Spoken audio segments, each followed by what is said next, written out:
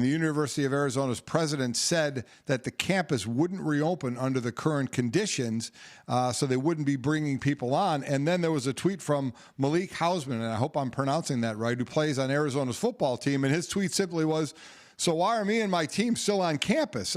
So I guess that's the next thing they're talking about. They have athletes on campuses already, Laura, and you wonder, should they send them home back out to places across the country, or are they actually safer just to stay on campus in kind of a bubble atmosphere? I don't honestly know the answer to that, but that's what they're trying to figure out at some colleges right now. Remember when Lincoln Riley was taking a lot of flack for saying, hey guys, we might need to push this back as far as possible for when players should report to campus? Well, he ended up, at Oklahoma, they decided on that July 1st report date.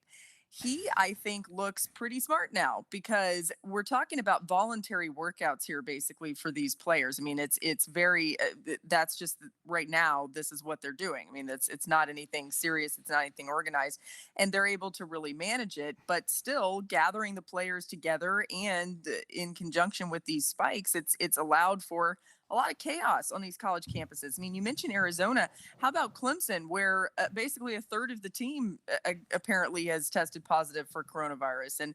And even I think, there's a lot of information. This is not hard to figure out, that there are probably more positive cases at most of these schools than we're even hearing about. So now they really are in a rock and hard place type situation. And I can tell you this, from what I've heard, a lot of these, states where the numbers are spiking and all of that, they don't want to send their players back across various parts of the country, not only just because they could potentially be carriers of the virus or spread it, but it's also that they don't know if they're even going to be that much safer there. It's a little more controlled in these environments on campus. But I do think what we've continued to see during this time, and this has been because of a variety of reasons, but the athlete voice is stronger than ever at the collegiate level. And I think that's where you're going to continue to see. I mean, some of these players are going to say, well, wait a second, I don't know if I want to be here. And once again, and this is something I was just talking to my friend Paul Feinbaum about,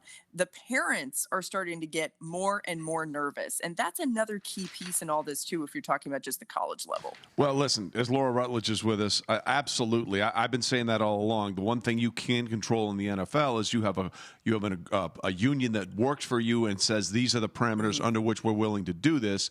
In college, you have none of that, and then you have the parents who are ultimately, in many cases, going to decide whether or not they want their child to be exposed to this. But you make the interesting thing is, Laura, as much as like that Arizona player, like, what do we hear? You could make a very compelling argument. They actually are safer there, where there are more restrictions and there's more sort of parameters on where they're going to go and not go, as opposed to being out on their own where the possibilities are limitless. Yeah, it's interesting, too, because I've had a lot of people wonder what would healthcare be like if a player was back at home or somewhere outside of campus and they got sick, and whether it was coronavirus or something else. And by my understanding, for most universities, they are still covered under the same healthcare. So they would still have those benefits at their disposal, which adds at least a piece of information to this thought process and how you would look at it. But I do think that it's fair to say, as far as just having everything at their fingertips, having doctors, I mean, most of these schools have entire medical committees that are assigned to be tracking all of this every day, testing and also just checking in on these guys. And then if somebody contracts the virus, taking care of them, all of that. And it's not to say that, a player could maybe be in a better situation being at home. I'm sure they could, but it's mainly that I think overall you can brush a broader brushstroke on this if they're at a campus and they are under that particular control and care. Talking to Laura Rutledge, a new host of NFL Live, but certainly was doing things for the SEC network here at ESPN as well. So a lot of ties to college. And the thought, Laura, the Ivy League has already said they have two scenarios, both 7-game schedules, one starting at the end of September or the other being in spring.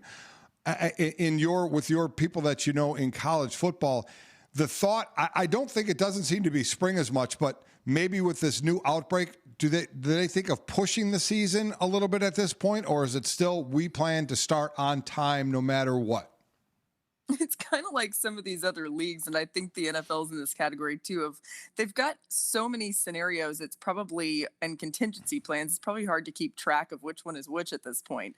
I would say even in the SEC, and Greg Sankey has been on record saying this. He might have said this to you guys. They've got 15 to 20 contingency plans just right now that they're operating with. I think spring is still a kind of worst case scenario, but still could get the season in type deal, and a lot of that has to do with some of the fiscal responsibilities. So it's out there. It could maybe happen, but I think the more likely thing would be if we see the season pushed back would be to see it pushed back, but sometimes still in the fall.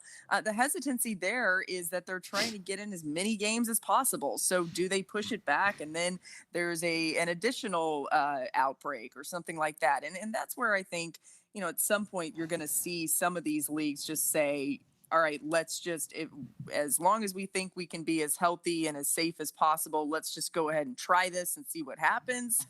Which is, I mean, I hate to sound flippant, but that's just the way that they're looking at it, and I think that's a real possibility. But, the other thing about all this is that I think there have been some people who have been trying to wait out for and hold out for a vaccine and say maybe we could get to that point and then you could have college football season. And that's something that hasn't been really publicly said as much, but I hear that in a lot of people that I talk to behind the scenes.